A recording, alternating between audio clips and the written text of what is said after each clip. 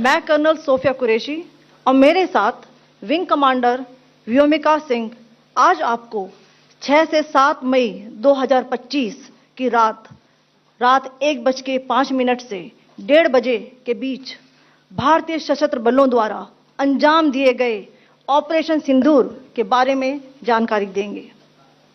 Operation सिंदूर 22 अप्रैल को पहलगाम में हुए विभत्स आतंकवादी हमले के शिकार मासूम नागरिकों व उनके परिवारों को न्याय देने के लिए लॉन्च किया गया था। इस कार्रवाई में 9 टेररिस्ट कैंप्स को टारगेट किया गया और पूरी तरह से इसे बर्बाद किया गया। पाकिस्तान में पिछले 3 दशकों से टेरर इंफ्रास्ट्रक्चर का निर्माण हो रहा है। इसमें recruitment, indoctrination centres, training areas व लॉन्च पैड शामिल थे, जो पाकिस्तान और पाक अधिकृत जम्मू कश्मीर POJK दोनों में फैले हैं। Operation Sindoor was launched by Indian Armed Forces to deliver justice to the victims of Pahalgam terror attack and their families. 9 terrorist camps were targeted and successfully destroyed. Over the last 3 decades, Pakistan has systematically built terror infrastructure. It is a complex web of recruitment and indoctrination centers, training areas for initial and refresher courses, and launch pads for handlers. These camps are located both in Pakistan as well as Pakistan-occupied Jammu and Kashmir areas. Some of the well-known training camps are located, as you can see on the screen. They are distributed from Savai Nala in the north, counting to approximately 21, ending at Bhagalpur to the south. इन लक्ष्यों का चयन विश्वसनीय intelligence सूचनाओं के आधार पर हुआ ताकि आतंक गतिविधियों की रीढ़ तोड़ी जा सके और यह खास ध्यान दिया गया कि निर्दोष नागरिकों और सिविलियन इंस्टॉलेशन को नुकसान न पहुंचे। The selection of these targets for Operation Sindoor was based on credible intelligence inputs and role of these facilities in perpetrating the terror activities. The locations were so selected to avoid damage to civilian infrastructures and loss of any civilian lives. This was done with due diligence, and the camps selected for targeting and their engagement will now be shown to you one by one. POJK के target मैं आपको बताना चाहूंगी। सबसे पहले सवाई नाला camp Muzaffarabad, जो कि POJK के लाइन ऑफ कंट्रोल से 30 किलोमीटर दूर है। यह एक लश्कर तौयबा का ट्रेनिंग सेंटर था। 20 अक्टूबर 2024 सोनमर्ग, 24 अक्टूबर 24 गुलमर्ग, 22 अप्रैल 2025 पहलगाम, इन हमलों के आतंकियों ने यहीं से प्रशिक्षण लिया था। सैयदना बिलाल कैंप मुजफ्फराबाद, यह एक जैश ए मोहम्मद का स्टेजिंग एरिया है। यह हथियार, विस्फोटक और जंगल सर्वाइवल ट्रेनिंग का केंद्र भी था। गुलपुर कैंप कोटली,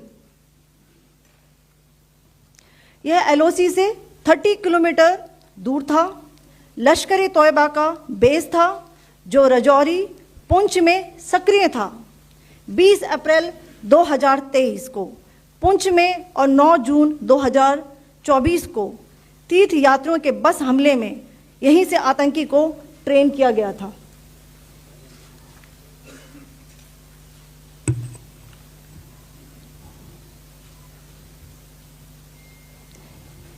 बरनाला कैंप भिंबर, यह LOC से 9 किलोमीटर दूर है।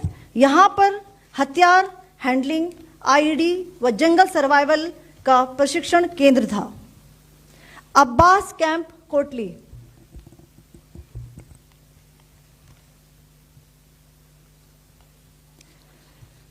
यह LOC से 13 किलोमीटर दूर है।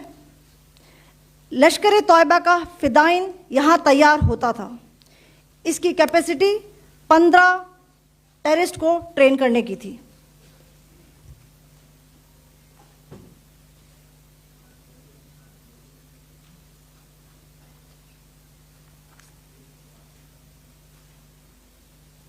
अब मैं पाकिस्तान के अंदर के टारगेट से अवगत कराना चाहूंगी। पहला, सर्जिकल कैंप सियालकोट। यह अंतर्राष्ट्रीय सीमा से 6 किलोमीटर की दूरी पर है, सांबा कठुआ के सामने।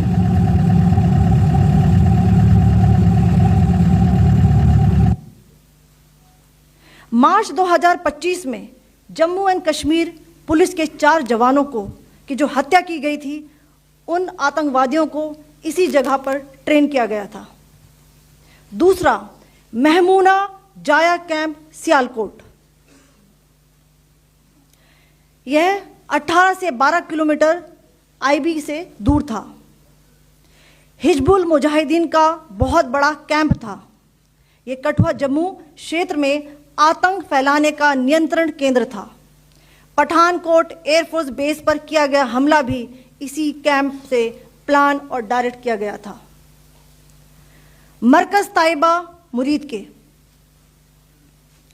यह आईबी से 18 से 25 किलोमीटर दूरी पर है। 2008 के मुंबई हमले के आतंकी भी यहीं से प्रशिक्षित हुए थे। अजमल कसब व डेविड हेडली भी यहां ट्रेन हुए थे।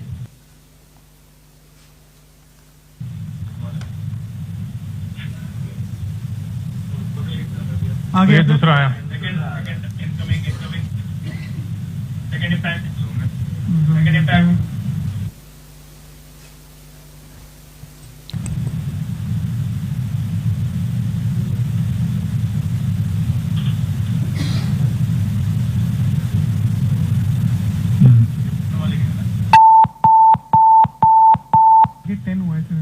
टारगेट 10 हुआ, एंक्लोजर सेम ही है। 7 it is hit the target. हाँ हाँ।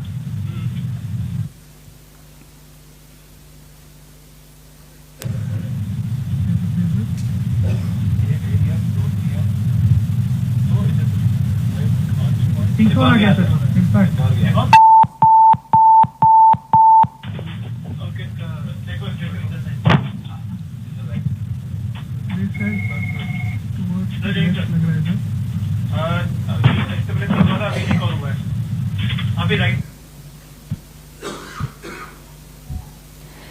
मरकज सुभान अल्लाह भावलपुर, यह इंटरनेशनल बाउंड्री से 100 किलोमीटर दूर है। जैश ए मोहम्मद का मुख्यालय था।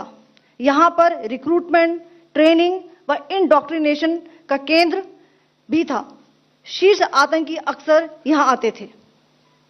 मैं आप सबको बताना चाहती हूं कि किसी भी सैन्य ठिकाने का निशाना नहीं बनाया गया और अभी तक किसी तरह की नागरिक क्षति की रिपोर्ट नहीं है। धन्यवाद। जय हिंद।